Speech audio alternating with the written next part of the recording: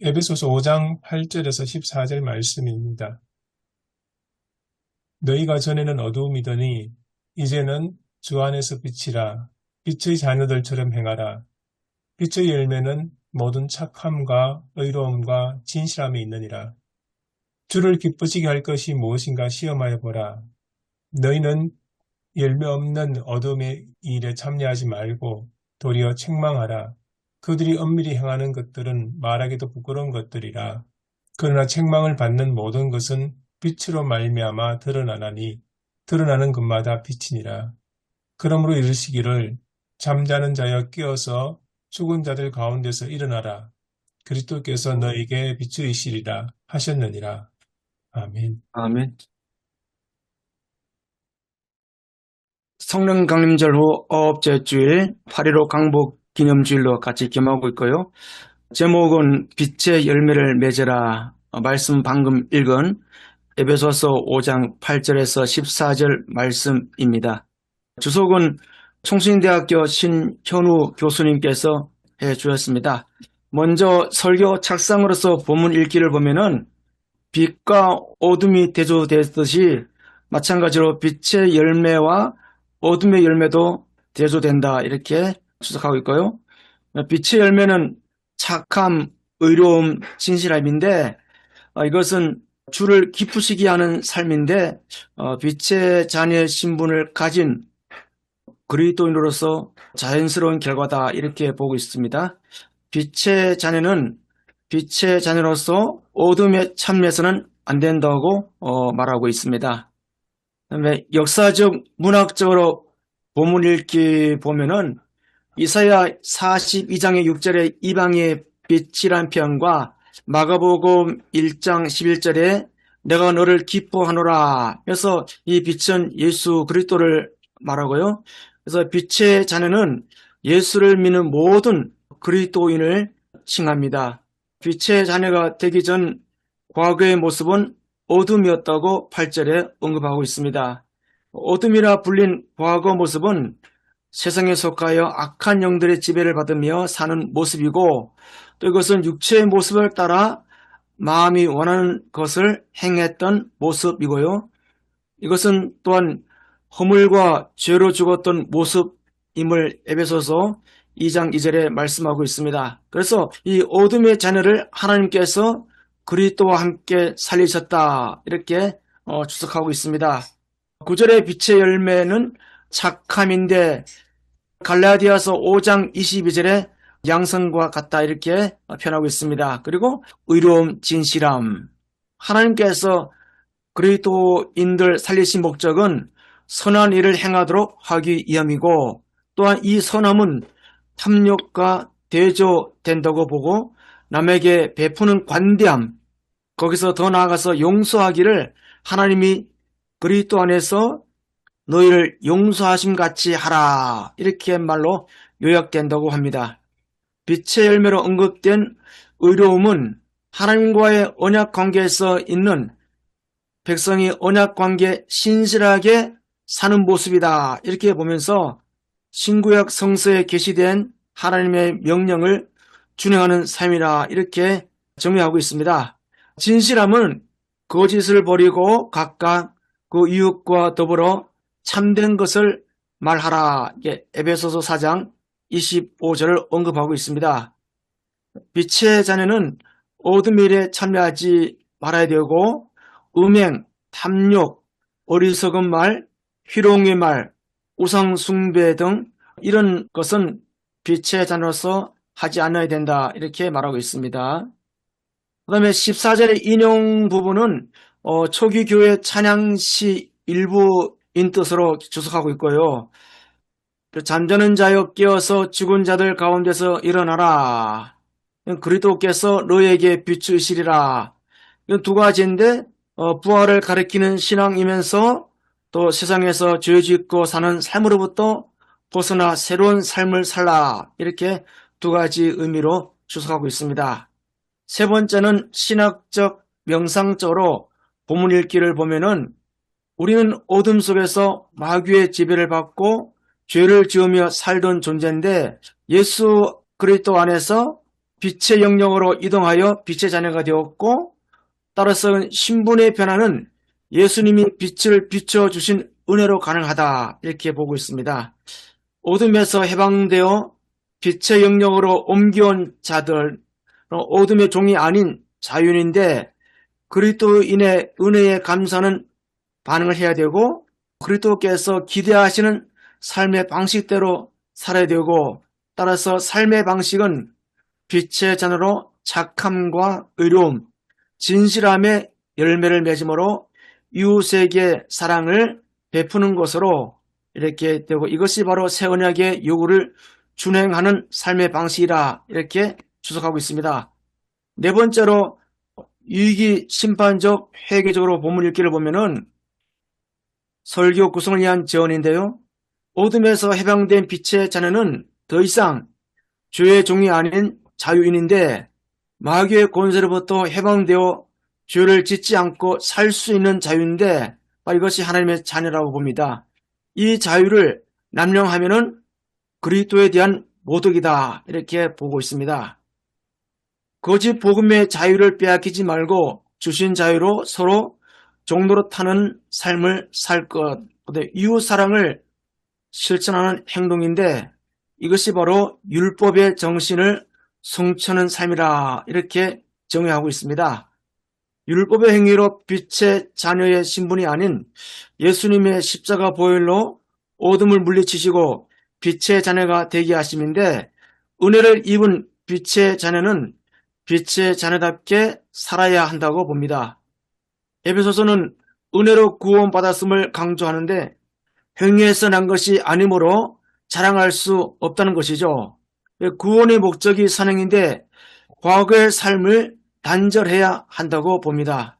믿음으로 빛의 자녀가 된 자는 신분이 변했고 또 구습에서 벗어나 새롭게 창조된 새 사람입니다. 그래서 따라서 삶의 모습은 분을 내어도 죄를 짓지 말고 도둑질하지 말고 수고하여 선한 일을 할 것, 그리고 더러운 말은 하지 말 것, 덕을 세우는 말, 듣는 자들에게 은혜를 끼칠 것을 에베소서 4장 26절에서 29절을 언급하면서 믿기만 하고 행위를 부정하면은 그건 거짓 복음이다 이렇게 정의하고 있습니다. 따라서 성서는 은혜로 구원받은 성도들이 하나님의 자녀답게 살아야 함을 강조하고 있습니다. 죽은 자들 가운데서 깨어 일어나야 되고 어둠 일에 참여하지 말고 도리어 책망해야 된다. 제가 우리 교수님께서 보내주신 한교총 그 심포지엄 우리 이미국 교수님 그 대의민주주의 교회 전통 이 발제에 참여하면서 이 부분하고 굉장히 좀 참고되더라고요. 이렇게 한번 읽어보면 좋은 참고된다고 생각됩니다. 그리스도의 빛을 반사하여 어두운 세상을 밝게 된다. 이렇게 주석을 맺고 있습니다. 설교는 속초중앙교회 강석훈 목사님입니다. 제목은 빛의 열매를 맺으라 하고요. 8.15 강복기념주일 이렇게 겸하고 있고요. 해방 이후 남과 북은 하나가 되지 못했고 빛과 어둠이 공존할 수 없는 것처럼 불신과 대립관계 속에 지속되고 있다. 이렇게 서론을 언급하고 있고요. 그리스도인들 말씀에 귀를 기울여 하나님의 비전을 발견하여 우리 사이에 선한 영향력을 미치는 그리스도자 이렇게 좀 시작하게 됩니다. 첫 번째는 하나님은 주 안에서 빛이니 빛의 자녀들처럼 행하라고 이렇게 설교 대지를 말씀하고 있고요. 그 다음에 이제 그 설교 내용은 예수를 만나기 전에는 분명히 어둠의 존재였으나 예수 그리스도로 말미암아 우리의 신분이 바뀌었고 이제부터는 하나님의 자녀답게 빛의 자녀답게 행동해야 한다 이렇게 말하고 있습니다. 이 시대를 살아가는 모든 그리스도인은 더 이상 어둠의 자식이 아닌 빛의 자녀답게 하나님이 바라고 기대하시는 성도의 삶을 살아가라고 말씀하고 있습니다. 두 번째는 하나님은 빛의 자녀답게 빛의 열매를 맺으라고 말씀하시는데 세 가지로 말씀하고 있습니다. 첫 번째는 빛의 자녀는 착한 열매를 맺고 두 번째는 의로움의 열매를 맺고 세 번째는 진실함의 예매를 맺는데 결론적으로 가서는 우리가 강복 80주년을 맞이한 모든 그리스도인이 어떤 존재인지 다시금 깨닫고 말씀으로 돌아가자고 이렇게 말씀하고 있습니다. 그 다음에 말씀으로 돌아가 전심으로 회개할 때 하나님이 우리에게 은혜를 주심을 깨닫자 말씀하고요. 빛의 열매는 노력해서 맺을 수가 없고 우리 안에 계신 성령으로 인해 맺는 하나님의 선물이다 이렇게 설교하고 있습니다. 그리고 그리스도께서 우리에게 비추시는 빛으로 잠자는 영혼을 흔들어 깨워 복음의 빛을 세상에 전하는 성도가 되자 이렇게 설교를 마무리하고 있습니다. 함께 생각해 보기를 이제 한 네 가지로 생각해 봤는데요. 먼저 강복 80주년을 맞이하면서 한국 교회와 그리스도인들이 빛의 자녀들처럼 하지 못함으로 교회는 많은 비난을 받고 있고 오히려 열매 없는 어둠 일에 참여함으로 신뢰를 잃었습니다. 오늘의 한국 사회의 상황에서 강단에서 선포해야 할 목회적 고민을 함께 나누어 보자. 그 다음에 두 번째는 교회 또는 목회자의 침묵이 오히려 어둠을 용인하는 결과가 되지 않았는가. 저번에 한교청 글을 읽으면서 좀 와닿아서 이렇게 실어놨고요. 세 번째는 그리스도인의 삶에서 드러나야 할 구체적인 열매는 무엇인가? 일상 속에서 그리스도인이 맺고 있는 열매는 무엇인가?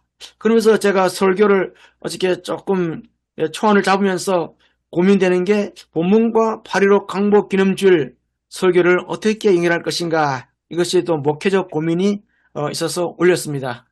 이상입니다.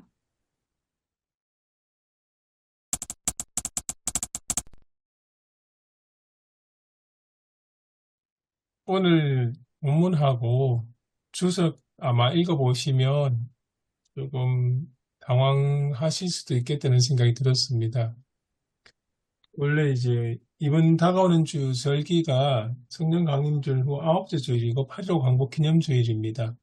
그래서 이 본문도 사실은 8.15 광복 기념주일에 맞춰서 편성이 된 걸로 보이는데, 근데 이제 본문이 직접적으로 8.15 광복 기념주일하고 연결시키기가 많이 좀 당황스러우실 것 같거든요.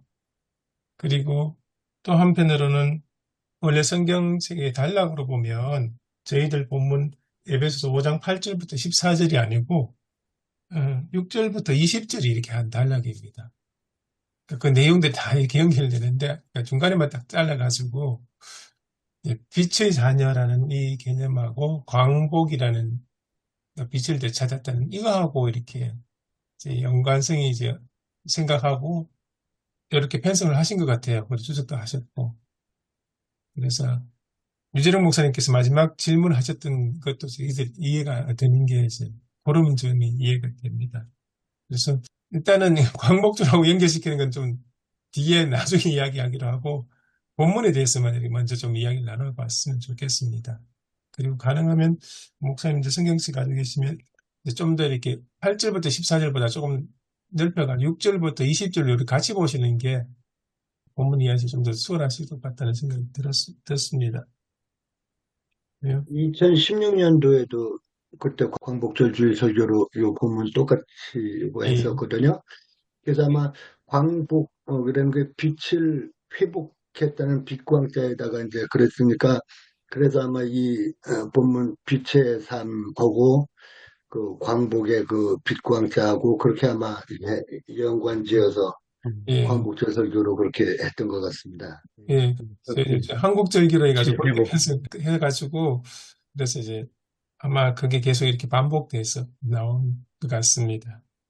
조한호 목사님 말씀대로 어떻든 그 광복절 설교에서 어떻게 보면 생뚱맞은 것 같기도 한데 이제 언어적으로 생각하면은 또 상황적으로 생각하면은 어떻게 보면 참 좋은 또 연결된 본문이다 그런 생각이 저는 들기도 하거든요. 그래서 예, 광복이라고 하면서 빛을 회복하는 건데 그 우리나라가 잃어버렸던 빛을 다시 회복하는 게 광복이고 빛을 회복한 이 나라는 빛을 회복했기 때문에 다시 일제시대로 그 어둠으로 돌아가면 안 되거든요.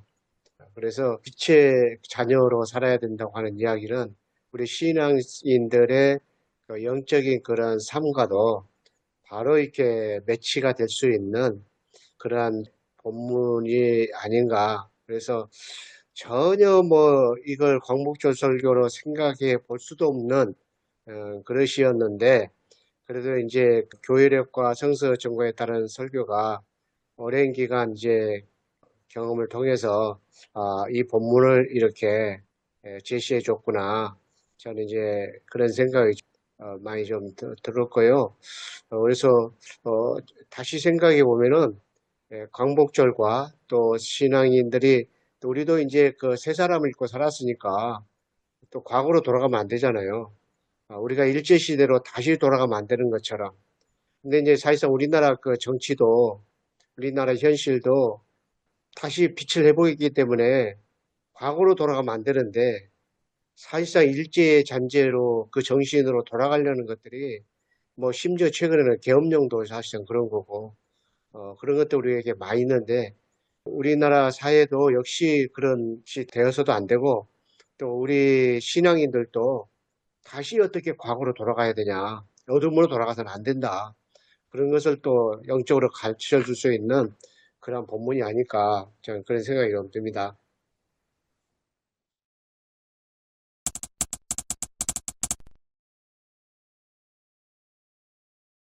일단은 먼저 본문에 대해서 조금 더 집중적으로 보고 난 뒤에 이제 그 광복과 관련돼서 이야기를 나누는 걸로 그렇게 진행을 했으면 좋겠습니다. 본문에 보면 이제 빛의 자녀 이야기가 나오지 않습니까? 빛의 자녀들처럼 행하라.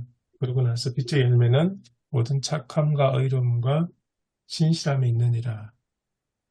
저희들에는 이제 구체적으로 이제 어두움의 일, 어두움에 대해서는 정확하게 나오지 않는데 이 에베소서 5장 전체를 이렇게 5장 1절부터 20절을 쭉 보면 어둠의 일에 대해서 구체적으로 이야기가 언급이 되어 있습니다. 특히 이제 강조되어 반복되어 나오는 게 음행과 탐욕이라는 이 개념들이거든요.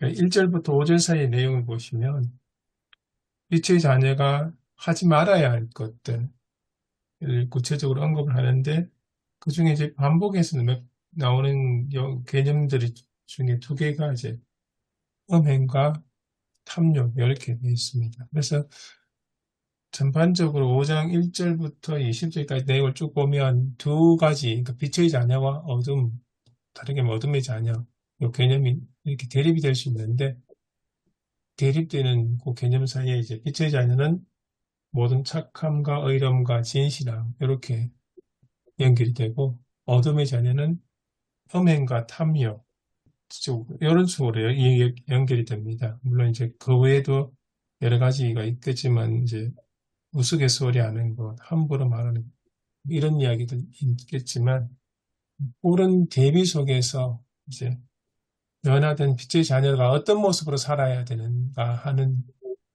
게 좀 더 선명하게 이해되지 않을까 그런 생각이 들었습니다.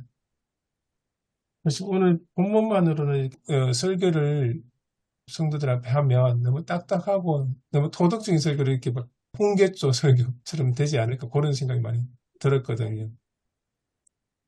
그리고 또 한 가지 이제 전반적으로 제가 생각된 것 중에 하나는 빛의 자녀 이야기가 쭉 나오는데 결국 세례받은 그리스도인을 이야기하지 않습니까? 세례받은 그리스도인이 하나님의 말씀을 거스르는 행동 방식을 과거에 썼던 행동 방식을 끝까지 고집을 할 때 결국 하나님이 심판을 받는다는 그런 게 이제 뒤에 배경에 깔려 있는 것 같다는 생각이 또 들었습니다.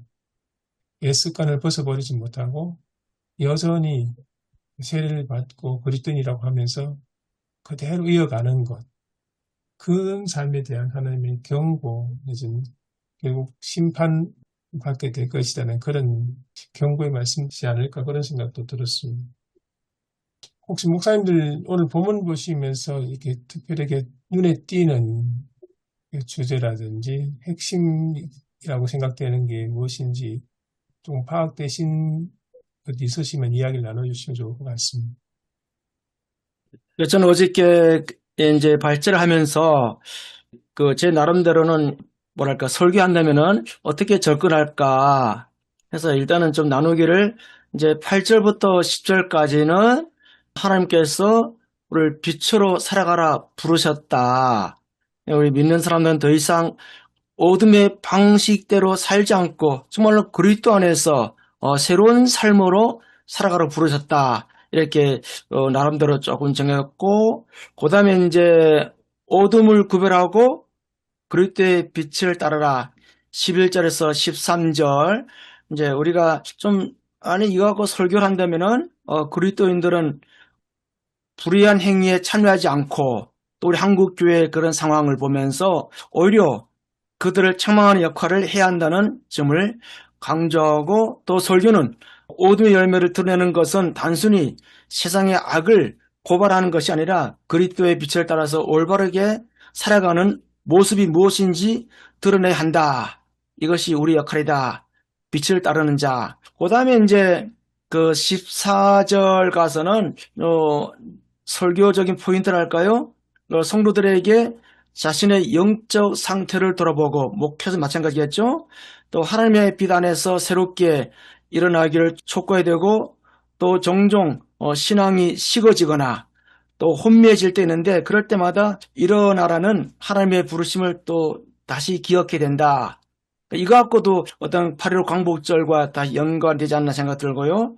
그 다음에 이제 15절부터 17절은 구체적인 삶의 변화 실천인데 이것은 단순히 교리적인 실천이 아니라 어떻게 이 말씀을 생활 속에서 살아낼 것인가 구체적인 가르침을 제공한다고 보고요. 그러면서 뭐 이제 그 이후에 때를 아끼라 또 이제 성도들 각자의 그러니까 말씀 범위를 넓힌 문제 그렇게 되죠. 이 말씀은 각자 성도들에게 삶 속에서 우선순위를 잘 정하고 하나님 앞에 어떻게 살아야 될 것인가 고민하게 한다. 이렇게 저는 이제 나름대로 본문을 조금 정리해 봤습니다. 그러면서 고민되는 게 뭐냐면 빛과 어둠의 상징적인 의미가 뭘까? 그런 또 고민도 좀 하게 됩니다. 이게 참 쉽지 않은데요. 네. 그 에베소서 본문 자체를 놓고 이렇게 이해해보면 굉장히 더 윤리적인 그런 본문으로 와닿고, 이걸 또 8.15 광복하고 연결하라니까, 이게 또, 이게 쉽지 않고, 8.15 광복이 또 80주년이기도 하고, 원래, 또 지금도 또 연결되는 그런 역사적 과정이 있고, 참 쉽지 않네 하는 생각이 계속 드는데요. 그럼에도, 아까 문재성 목사님 말씀하시는데, 어둠에서 빛으로 나온 하나님의 자녀들은 다시 어둠으로 돌아갈 수가 없지 않냐 하는 그 일을 이제 8.15 광복하고 이제 연결시켜 보면 우리나라 역사적으로 이제 적용해서 해석하면 어둠의 일이었던 것은 8.15 광복 기준으로 보면 일제 식민지배 당했던 그 시절 아니겠습니까? 그래서 빛이 없었기 때문에 우리 어떤 곡식 자라는 거 보고 식물 자라는 거 봐도 빛이 없으면 식물이 자랄 수도 없지 않습니까? 사실은 싹 틀 수도 없고 빛이 있어야 싹 트는데 그래서 빛이 있어야 싹도 트고 자라고 열매 맺는데 그래서 어둠의 일에만 있으면 본문 말씀처럼 사실 자랄 수도 없고 더 심지어 열매를 맺을 수도 없는 그래서 우리나라가 8.15 광복과 더불어서 일제 식민 지배의 어둠의 때를 벗어나서 이제 8.15 이제 광복을 이제 다시 되찾았는데 빛을 다시 되찾았는데 근데 이제 우리 역사만 들춰보면 그 빛의 길로 나아가야 되는데 사실은 과거가 다시 우리 지배 세력이 됐지 않습니까? 무슨 말이냐 하면 일제강점기에 뭐 고동경찰한 사람들 그다음에 일제 때에 일본 군 장교하는 사람들 이런 사람들이 다시 권력을 회복했다는 그런 점에서 보면 어두움이 다시 우리를 지배한 그런 역사를 이야기해야 되는데 이런 이야기들을 교회 교인들한테 아무런 지식이 없는데 이야기를 해야 될지 말아야 될지 그건 참 잘 모르겠다는 생각입니다. 그래서 빛과 어둠을 생각하면 어두움이 완전히 물러나서 빛의 밝음 속으로 들어가서 열매를 맺어야 되는데 우리나라는 8.15 해방 직후에 한 3, 4년 정도에 다시 일제시대의 그 어둠의 세력들이 우리를 다시 이제 덮쳤다는 거죠. 이제 가장 핵심적인 것은 미군정 아니겠습니까? 미군정이 일제시대에 여러 가지 행정관여하고 또뭐 경찰 있었고 이런 사람들을 다시 이제 등용하면서 한민당이라는 당도 조성되고 그다음에 또 국방경비대를 만들었을 때 일제 때에 일본 장교 했던 출신들 이런 사람들이 다시 군인으로 등장하고 그래서 49년도에 결정적으로 반민특위 그 반민족 척일특별위원회가 49년도에 완전히 그것이 무산되면서 그러면서 우리는 일제시대의 그 모든 권력을 갖고 있던 사람들이 다시 부활해버렸고 그래서 이게 오늘날까지 그 역사를 이렇게 이야기해야 되는지 말아야 되는지 그 잘 모르겠습니다. 역사만 이야기하면. 근데 이게 여전히 그 세력들이 아직도 있거든요. 그리고 그 혜택을 보는 사람들도 있고. 예, 일제 청산, 이제 잔재 청산에 대한 얘기도 끊임없이 있는데, 교회 안에서도 계속 존재하거든요. 그거를 누리는, 오히려 일제에, 다 이제는 뭐 다 도망갔던 사람들이 전부 다 그대로 다 그 자리에 다시 복권되어지고, 그것을 계속해서 기득권을 계속 누리게 되어지고, 이게 이제 같이 계속 내려온 거죠. 그러니까 그거를 잘못 건드리면 오히려 갈라치기가 될 수도 있고. 갈라치기 될까봐 목회자로서 제일 음, 조심스럽습니다. 그것은 공감할 것 같아요. 우리가 광복을 했기 때문에 다시 과거의 일제로 어둠으로 돌아가서는 안 된다. 그것만큼은 그래도 공감하지 않을까. 좀 그런 생각을 하고요. 그래서 이제 저도 이제 그런 생각이 나더라고요. 출애굽도 이제 애굽으로 다시 돌아가려는 사람들이 있었잖아요. 예, 바로 근데 그겁니다. 출애굽도 역시 애굽에서 나왔으면 출애굽했던 의미와 가치가 있잖아요. 우리가 이제 광복을 하면서 민주주의와 인권에 대한 가치가 다시 살아나는 것처럼 그 당시에도 뭔가 있었고 또 바벨론 포로에서도 해방돼서 돌아왔으면 그러면 이제 과거로 돌아가지 않아야 돼. 그런가 이제 뭔가 있다는 거죠. 그래서 저는 이제 그런 것도 같이 함께 찾아서 오늘 본문의 그 광복과 또 광복의 빛을 회복했기 때문에 우리가 과거로 어둠으로 돌아가서는 안 되는 것이 무엇인가. 이제 그렇게 하면서 이제 설교로 이어가면 어떨까. 그런 생각이 좀 들었습니다. 그래서 아무튼 같은 의미가 있다는 생각이 들어요. 출애굽과 또 바벨론 포로서의 귀환, 그다음 우리나라의 광복. 그래서 이제 하나님의 그 어떤 주권과 섭리 속에서 이것을 좀 설명하고 그런데 아무튼 우리가 이제 광복을 했지만 끊임없이 다시 그 어두움의 그 과거로 돌아가려고 하는 것은 우리가 진짜 잘못한 것이기 때문에 아까 교수님께서도 조심스러운 문제이다 라고 했지만 그것이 사람들에게 부담스럽게 바뀌지 않으면서도 그것을 어떻게 좀 증거를 해줄 수 있는 그런 설교는 또 돼야 되지 않느냐. 저는 좀 그런 생각이 좀 들긴 합니다. 그래서 어떻게 보면은 좀 과감하게 해야 되는데. 음, 그러면 제가 두 가지 말씀드리고 싶은데 출애굽하고는 연결되는 게 8월 광복절 설교에서는 아주 참 우리에게 잘 다가오는 것 같습니다. 그래서 그 출애굽을 했을 때에 이제 광복, 그런 해방이 됐다고 홍해를 건너면서는 뭐 환호성을 지른 이스라엘 후손들이 딱 그 다음 바로 가나안 복지가 나오는 게 아니라 광야가 나와가지고 그래서 광야에서 죽을 고생해야 되고 먹을 것도 없고 마실 것도 없는 그러다 보니까 지도자 모세를 원망하고 원망하다 보니까 차라리 우리가 노예로 있을 때는 먹을 것은 풍족했는데 여기 와서 왜 굶어 죽느냐 이래가지고 모세한테 막 대들은 것들이 출애굽기에 나오지 않습니까?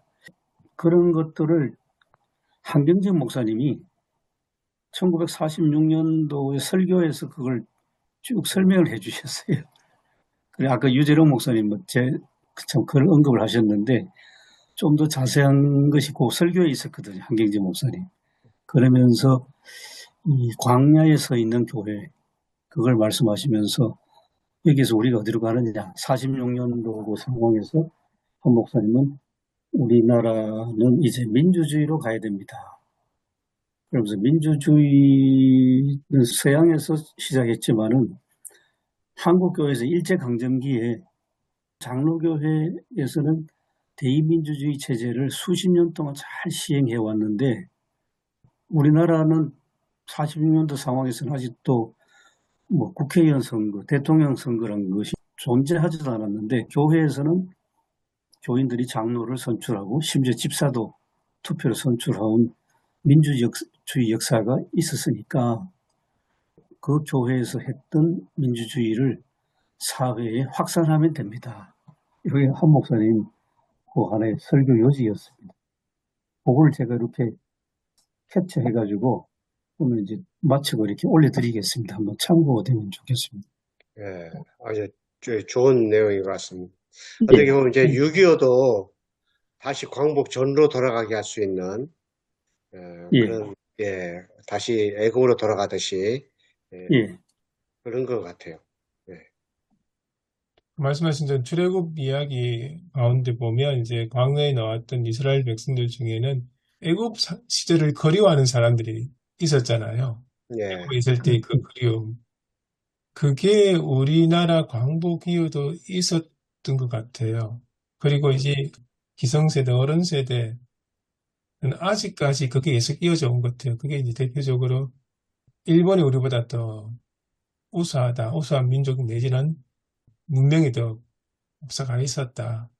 우리는 뭐 소달구지 끌고 다닐 때 일본은 뭐 비행기를 만들고 태평양 전쟁을 했던 그런 식의, 그러니까 어떻게 보면 열등감과 이렇게 살짝 섞여 있는 그런 것들이 교회 작년 성도들 가운데 은연중에 있는 것 같아요. 일본이 좀 더 도덕적이고 뭐 깨끗하고 뭐 그런 질서를 잘 지키고 뭐 그런 옛날 받아왔던 그런 교육들이 남아 있으신 것 같아요. 그래서 항상 우리는 일본보다 못하다는 그런 생각이 잠재적으로 깔려 있는 것 같아요. 근데 최근에 와서 이제 젊은 세대들은 또 다른 것 같아요. 흔히 말하는 K-팝이라든지 K-문화라든지 이런 것들 하면서 일본하고 이렇게 그런 열등감이 없어진 것 같아요. 그래서 혹시 필요하면 이번에 미국하고 이제 관세 협상할 때에 결정적인 게 조선 사업 아닙니까? 우리나라 구체적으로 우리나라 이제 한화 오션이 벌써 미국 들어가 있는 그런 상황에서 미국의 관세를 25에서 15%로 낮추는데 결정적으로 중요한 게 미국이 지금 배를 만들 수 없는 그런 지경인데 우리나라가 조선 사업에서 세계 1위 아닙니까? 현재 중국하고 우리하고 일본은 벌써 뒤처져 버렸고 그런 상황에서 우리가 미국의 그 배 만드는 조선 산업을 우리가 하겠다 이렇게 돼서 그게 이제 구호가 나왔지 않습니까? 마가에서 마스가로 그게 이제 미국 지금 꼭 필요한 점을 딱 찍어가지고 이제 돼서 이제 했다니까 우리나라의 국력이 모든 면은 아니지만 적어도 이제 배 만드는 이 조선 산업에 있어서는 벌써 일본을 앞질렀다는 것도 좀 이야기해 줄 필요는 있는 것 같아요. 그러면 어른들한테는. 예. 그러니까 제 생각에는 그런 관점들 조금 필요하다는 생각이 듭니다. 은연중에 늘 이제 배워왔던 것. 일제시대 때는 그 식민지 교육도 영향을 받았고, 이제 아까 말씀하셨던 광복이 되었지만 여전히 이제 학교 선생하시는 분은 학교 선생하고, 경찰 하시던 분은 경찰하고, 재판을 하시던 분은 재판하고, 그러니까 심지어 그 학교에서 가르친 교수님들 중에서 한국사 전공하신 분들 중에도 일본의 그 식민지성을 그대로 이어받은 분들도 계시고 하니까. 그렇죠. 그러니까 광복이 됐지만 생각이, 사상이 완전히 우리 한국으로 돌아온 게 아니고 그대로 흘러와가지고 그게 아직까지 계속 남아있는 게 문제가 같다는 생각도 들거든요. 그래서, 그러면 공복집에서 이야기하면 그게 식민지 사관 아닙니까? 음, 아직도 이제 식민지에서 우리가 벌써 벗어난 지 한참인데 역사 인식은 그 식민지 인식에서 벗어나지 못했던 거기다가 뉴라이트란 그 단체가 나오면서 그러면서 일제강점기에 우리나라가 오히려 근대화됐다는 그런 사관 이게 이제 최근에 몇 년 동안 우리나라를 확 이제 지배했지 않습니까?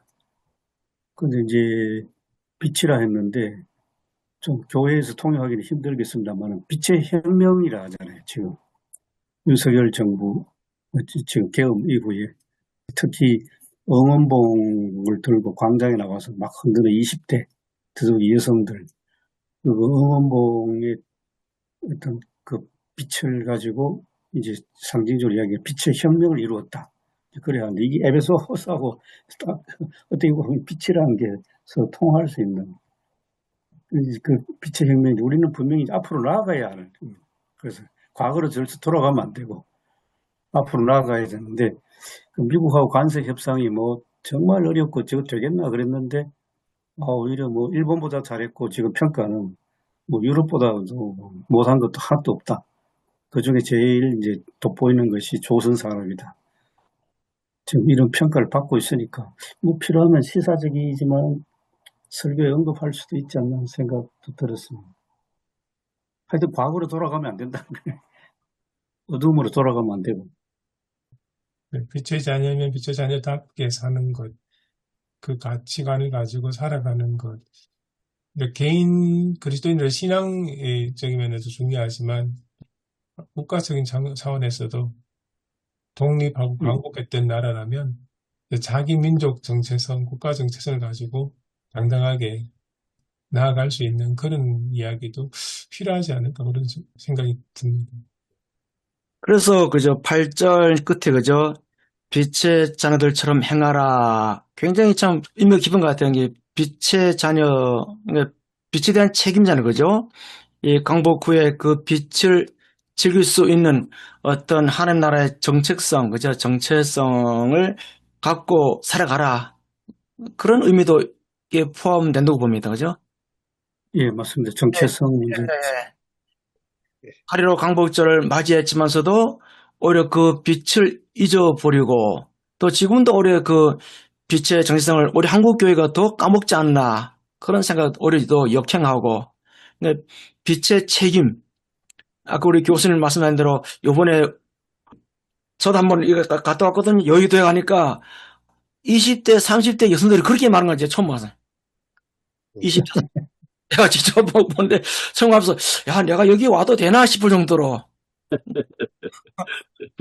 근데 거기 보니까 야 그걸 뭘 느꼈냐면 야 참 야 우리 앞으로 다음 세대가 2030 여성들이 우리나라를 좀 더 이끌어 가겠다 그런 어떤 느낌을 받았는데 어떤 그런 그 변곡점에서 마찬가지로 빛의 책임, 빛의 사명, 하나님의 백성으로서 한국교회가 우리 성도들이 정체성을 다시 한번 또 자각하는 것도 한번 광복절을 기념해서 생각해 볼 여지가 있다. 전 그렇게 생각됩니다.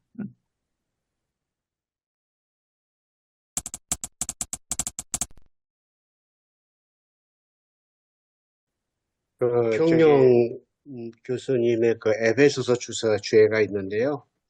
거기서 뭐 착하게 한 이야기가 빛은 예수님이시다. 근데 이제 우리는 어둠의 자녀잖아요. 근데 그리스도인은 빛이신 그리스도 안에 있기 때문에 빛이다. 그렇게 해석을 했더라고요. 예, 그래서 그건 맞습니다. 8절 예, 말씀하셨습니다. 그래서 우리는 빛이다. 이제 그렇게 그리스도 안에 있기 때문에 빛 안에 있기 때문에 우리가 빛이다. 그렇게 설명을 했는데 굉장히 간단하지만 참 좋은 설명이다 생각이 듭니다. 아무튼 오늘 본문은 빛이 핵심인 것 같다는 생각이 들고요.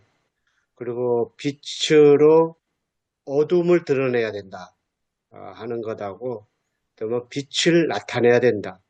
그것이 이제 오늘 본문에 제가 보기에는 이제 내용에 있어서는 핵심이 아닌가. 근데 요거는 조신호 목사님한테 좀 여쭤보고 해야 될 것 같은데, 사실은 빛이 우리한테는 이제 광채로 오지만은 그 빛 안에는 굉장히 다양한 색깔들이 있지 않습니까? 우리가 그래서 뭐 무지개 색깔, 빨주노초 파남보 하듯이 다양성이 있는데, 빛은 광채 안에는 굉장히 다양한 색깔이 있다는 것. 그걸 가지고 유추하면 그 문명사 쪽으로 보면, 제가 이제 유럽에서 공부할 때 보면 그때만 해도 독일이 뭐 기계 문명의 최강이었고, 특히 이제 자동차 산업에 있어서는 뭐 메카를 할 정도로 굴지의 세계를 이제 석권하는 이제 그런 회사들이 있었고, 또 그쪽 독일의 어떤 정신적 영향을 많이 받은 일본도 자동차 산업이 뭐 탁월했고 했는데, 근데 이제 세월이 이제 기계 문명에서 디지털 문명으로 확 와버리니까 그 기계 문명을 가진 단단한 그 문명이 오히려 점점 퇴조하고, 어떻게 보면 별 볼 일 없처럼 보였던 우리 한국 같은 나라는 이제 굉장히 다양하지 않습니까? 사람들이. 그래가지고 이게 디지털 문명이 되면서 우리나라가 굉장히 어떤 떠오르는 별처럼 됐지 않았나. K-팝이라는 문화의 다양성도 나오고, 뭐 민주주의가 위기였나 싶은데 뭐 20대, 30대 여성들이 광장으로 뛰쳐나와가지고 뭐 우리나라 민주주의를 다시 회복시켜 놓고 하는 이 엄청난 다이나믹을 볼 때 이런 것들도 다 빛으로 해석할 수 있지 않나 하는 그런 생각이 들었습니다.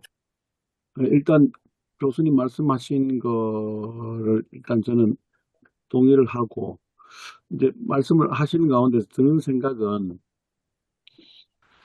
지금 사실 우리가 이제 그 문화적인 어떤, 아까 이제 일제시대 얘기했지 않습니까? 일제시대 얘기하고, 그러나 그 일제시대에 이제 남한에서 이제 또 미군정이 또 다시 이거를 또 통치를 해야 되는데, 그러자면은 북쪽과는 다르게 또 사람들은 또 있어야 되고, 그러다 보니까 또 친일파들 다 끌어안고, 이제 이런 어떤 상황이 됐는데, 사실 뭐 그렇다고 해서 과거와 뭐 그 사람들을 뭐 바꾼다고 해서 친일파 반대하는 사람들이 그러면은 친일파 그 일본의 영향을 안 받았느냐? 그것도 아니거든요, 사실은. 그 사람들이 과거에서 다 어떤 그 일제 교육을 받고, 그리고 거기에서 자기도 알게 모르게 다 친일파예요. 예를 들어서 아까 이제 떠오르는 게 있었어요. 아까 여기 본문 읽다가 말고, 일사가보 그 주기철 목사님 그 노래 있잖아요. 깨어라 성도여 징조를 보라, 깨어라 주재림 가깝다, 주를 위해 살다가 주 위에 죽자 하잖아요. 이게 이제 사실 따지고 보면은 일제의 곡조 그대로예요. 그리고 우리나라 과거 가만 생각하면, 가요 한번 생각해 보십시오. 가요 50년대, 60년대 가만 생각해 보면 전부 다 사실은 일본 그 가락이에요. 군가 쪼고 이런 것들이거든요. 그러니까 이게 그거를 한 번만에 그렇게 청산할 수 있느냐라는 거죠. 청산하지 못하죠. 그러니까 아까 기술적인 어떤 것들, 이제 뭐 이제 교수님 아까 말씀하셨던 자동차 문제라든지 이제 아날로그의 어떤 그런 것들은 쭉 그러지만, 그게 이제 정말로 단절된 거는 최근에 이제 디지털 세대들, 포스트 모더니즘에 들어서서 우리 자녀들의 지금 한 20, 30대들 확실하게 이제 그게 이제 단절되어진 것 같아요. 제가 느낌으로는. 이런 어떤 모습들 가운데서, 그러나 기존의 어떤 우리가 설교의 대상, 주 설교의 대상은 여전히 또 일제의 어떤 영향을 받고 있는 어떤 그런 상황들이 있고, 저도 정리 안 되고 그냥 순간적으로 그냥 드는 생각으로만 좀 말씀을 드렸습니다. 일제시대 과거의 어떤 소위 그걸 어두움의 일이라고 보면, 그 어두움과 단절을 해야 되는데 하루아침에 단절되는 건 아니다. 네. 그리고 이제 교회는 보면 세대별로 그 어둠의 일을 벗어야 되지만은, 그렇지만은 그 어둠의 세상에 있을 때 교육받고 가치관도 주입받고 생활했던, 뭐 저도 어릴 때만 해도 도시락을 하고 자연스럽게 벤또 그렇게 하고 살았으니까요. 그게 이제 하루아침에 단절되는 게 아니고, 근데 이제 지금에 와서야 20, 30대들 보면 완전히 이제 일제하고 상관없는 K컬처. 이걸 보면서 이제 이것이 빛의 열매로 나아가야 된다고 아마 그런 쪽으로 우리가 강단에서 선포해야 되나? 조신호 목사의 말씀 듣고 보니까 그런 생각이 듭니다. 역사를 한 사람들은 과거에 8.15 광복 직후부터 몇 년 동안 일제의 잔재를 다 청산해야 되는데 그거를 청산하지 못했을뿐만 아니라 일제시대의 기득권자, 특권자들이 그대로 자기 세력을 갖고 있었기 때문에 오늘날 요 모양 요 꼴로 됐다고 반성만 많이 했거든요. 근데 이제 조 목사님 말씀 듣고 보니까, 이게 하루아침에 단절되는 게 아니고 세대별로 80대, 70대, 60대 다 좀 다르지만은 그 영향력이 있는 사람들한테는 그냥 그대로 수용도 해주면서 그렇지만은 계속 반절로 나아가자. 점진적으로. 예, 그렇게. 정말 그런 생각이거든요. 왜냐하면은 친일 척결하자고 그랬는데도 사실 그렇게 부르짖는 사람들도 다 그 영향권 아래에 있기 때문에 그냥 50% 소위 100%예요. 그냥 똑같은 거예요, 사실은. 어떻게 보면은. 그래서 이거에 대한 거는 저는 너무 극단적으로 얘기는 하지 않아요. 예를 들어서 제가 하면은 저는 그냥 원칙적으로만 얘기를 해야 된다는 생각을 하고 있습니다. 우리 정신적으로 이제 다 갖고 있는 어떤 일제잔재 이런 것들에 대해서 너무 강하게 얘기하면 문제가 될 것 같기도 하고 여전히 그 혜택을 누리고 있는 자녀들도 있거든요. 그래서 지금도 뭐 수백억 갖고 있는 사람도 있는데 그러면 그거는 좀 어려움이 생길 것 같고 그래서 저는 이제 이 에베소서 이제 본문으로 다시 돌아가면 에베소서 뭐 바울 서신 거의 대부분이 전반부에는 어떤 신학적인 어떠한 설명이 있고 후반부에는 이제 실천적인 어떤 삶에 대한 부분이 있는데 이거 이제 에베소서도 역시 이제 1장에서 3장까지는 교회론에 대한 얘기고 또 4장에서부터 6장까지는 이제 실천적인 어떤 부분인데 이런 원칙적인 얘기를 좀 설명을 하면 저는 항상 바울 서신서를 얘기할 때 약간 개론은 아니지만은 전체적으로 일단 이해할 수 있도록 이제 설명하면서 안 그러면은 그 실천적인 삶의 부분에 대해서 너무 강조하다 보면 정말 잘못하면 잔소리만 될 수 있기 때문에 이런 어떤 부분들에 대해서 설명하면서 도움을 좀 주고 난 다음에 그거 깔아놓고 그러고 난 다음에 이제 실천적인 사실 교회가 사실 사람이니까 그래서 이런 어떤 부분들에 대해서 이제 설명을 좀 하고 설교를 하거든요. 어쨌든 쉽지 않은 것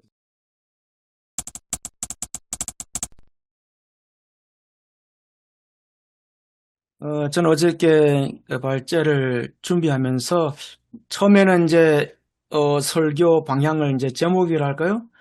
빛의 자녀처럼 행하는 삶 이렇게 포커스를 맞추다가 8.15 광복절이 있으니까 그래서 광복의 은혜 속에서 빛의 자녀처럼 이렇게 이제 대략적으로 이제 방향을 이제 잡았고요. 그렇다면 이제 어둠에서 빛으로 우리를 부르셨다. 그리고 이제 그 다음에 이 빛의 열매를 맺는 삶이 참 중요하다. 물론 거기엔 본문에는 뭐 착함, 의로운, 진실함. 근데 한국 교회가 의로운 부분에서 너무 약했다. 이번에 제가 한교총이 그래도 대표적인 보수 이게 교파 교단들이 뭐 있어요. 그래서 이번에 참 그런 심포지움 항 자체가 참 의미가 있다. 이번에 탄핵에 대해서도 오히려 교회가 조금 더 이렇게 얘기를 했더라면은 국민 여론을 더 몰아갈 수 있는데 그래 아쉽지만 그런 한국 교회가 의로움, 하나님의 정의, 하나님의 공의대해서 너무 이것이 등한시했다. 결국은 오늘날의 그 강복 이후로 일제 그런 문제가 아직도 우리 삶 속에 뿌리박혀 있다. 그래서 의로움 이 부분을 조금 이제 하고 그다음에 이제 어둠을 벗고 이제 빛 가운데로 이렇게 나아가야 되겠다. 그리고 빛의 자녀로서 늘 끼어있는, 정말로 우리 민족이 또 한국교회가 빛의 자녀로서 늘 끼어있는 그런 신앙, 결국 우리가 성령에 의지할 수밖에 없다. 이렇게 설교 포커스를 맞춰 갈까 싶습니다. 저는 아직도 어떻게 방향을 전혀 못 잡았는데요. 그러나 이제 이건 좀 언급을 해볼까 그런 생각을 하고 있는 게, 왜 우리는 자꾸 빛의 자녀인데도 불구하고 어둠에 빠지려고 하는가? 이제 개인의 그 신앙적인 생활, 삶 속에 아까 코인 이야기도 나오기도 했는데요. 그래서 왜 우리가 자꾸 어둠으로 빠지려고 하는가? 그 문제를 저는 이제 아까 탐욕이라는 이야기도 나왔잖아요. 그래서 타인의 욕망하고 있기 때문에 그렇다. 저는 이제 그런 걸 한번 언급했으면 어떨까 그런 생각을 좀 해보고 있습니다. 우리 사회가 지금 누군가가 욕망을 하면 그 욕망을 욕망하거든요. 그러니까 이제 아파트 그런 것도 코인 투자 여러 가지 것들이, 그러면서 이제 엄청난 피해가 일어나기도 하고 또 자기 삶이 파괴되기도 하고, 이제 그것뿐만 아니라 남으로부터 인정을 받고 싶어 해가지고, 그러기 위해서 누군가가 어떻게 집을 욕망한다든지 어떤 지위를 욕망한다든지 그런 것들이 다 우리 기저사회에 깔려있는 그런 것이 아닌가, 좀 저는 그런 생각이 들어서, 우리가 빛의 자녀로서 빛의 자녀의 삶을 살기 위해서는 내 자신이 빛이기 때문에 우리가 타인의 욕망하는 순간 우리는 빛으로서의 그 능력을 상실하기 시작한다. 저는 그런 관점에서 타인의 욕망을 욕망하고 있는 것에 대해서 조금 구체적으로 조금 언급을 해봤으면 어떨까, 그런 생각을 좀 하고 있습니다. 그래서 이제 한 좋은 역사적인 예가 네덜란드에서의 튤립 투기 바람이 있었잖아요. 튤립이 돈이 된다 그러니까 사람들이 튤립을 하나씩 막 사기를 시작하는 거죠. 근데 이제 이것이 막 값이 올라가다 보니까 튤립 한 뿌리가 집 한 채 값이 될 정도로 그런 것도 있었고, 또 과거에 미시시피 퍼블이라 그래가지고 가장 이 욕망을 부추겼던 게 이제 미시시피, 미국의 거기를 개발시키는 그런 투기바람, 그것이 다 이제 거품으로 사라져 버렸는데, 오늘날 우리가 이제 삶 속에 이런 타인의 욕망을, 내가 내 자신의 삶을 살아야 되는데 그러지 못하고 타인이 욕망하는 것을 내가 하고 싶어 하는 그런 애모도 갖고 싶고, 이렇게 성형수술도 많이 하잖아요. 그런 것들로 해서 이게 모든 의식이 타인의 욕망을 욕망하는 것으로 깔려 있는, 또 우리 기독교인들도 그런 의식이 너무 많은 것 같아요. 그것이 이제 하나님의 축복으로 생각하고 따라가는 것. 그래서 좀 이제 그런 문제를 어둠에 왜 자꾸 빠지게 되는가, 좀 이제 그런 고민을 좀 같이 광복절과 함께 좀 생각을 해보고 있습니다. 요즘에 저는 이제 설교 방향보다도 저희 교회는 이제 찬양이 좀 강한 편입니다. 아무래도 제가 이제 또 찬양 오래 했고 이제 하니까 요즘에 이제 이달의 찬양도 매번 부르고, 그다음에 이제 우리가 또 파송 찬양도 부르는데 파송 찬양을 좀 바꿨는 게 한 몇 달 됐습니다. 이제 빛을 들고 세상으로라는 찬양을 우리가 마지막 파송 찬양으로 불러요. 그런데 뭘 거기 부른다고요? 보면 빛을 들고 세상으로. 빛을 들고 세상으로. 그 후렴이 이래요. 이제 일어나 소망이 없는 어두운 세상에 나아가라. 네 빛 비춰라 모두 알도록 빛을 들고 세상으로. 이제 일어나 어둠 속에서 고통받는 자 일으키라. 내 빛 비춰라 모두 알도록 빛을 들고 세상으로. 이제 일어나 연약한 자들 그들의 아픔 감싸주라. 내 빛 비춰라 모두 알도록 빛을 들고 세상으로. 이 후렴 부분을 반복해서 이렇게 3절까지 부르면서 빛된 삶, 빛의 자녀로서의 삶을 우리가 살도록 이제 결단하면서 파송받도록 그렇게 하고 있습니다. 그냥 참고로 말씀드렸습니다.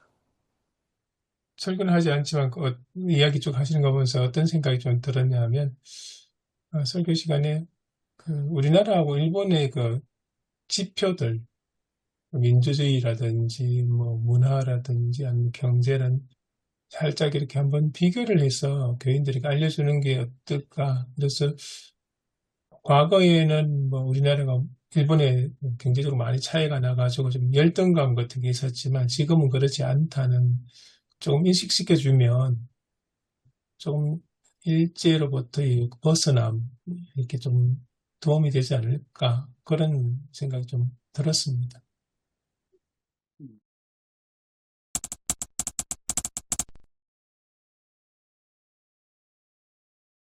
하나님 아버지 감사합니다. 어제 주일 이후 또 오늘 아침 일찍이 다음 주일 또 강복 80주년 기념 또 저희들이 말씀을 준비하며 함께 모였습니다.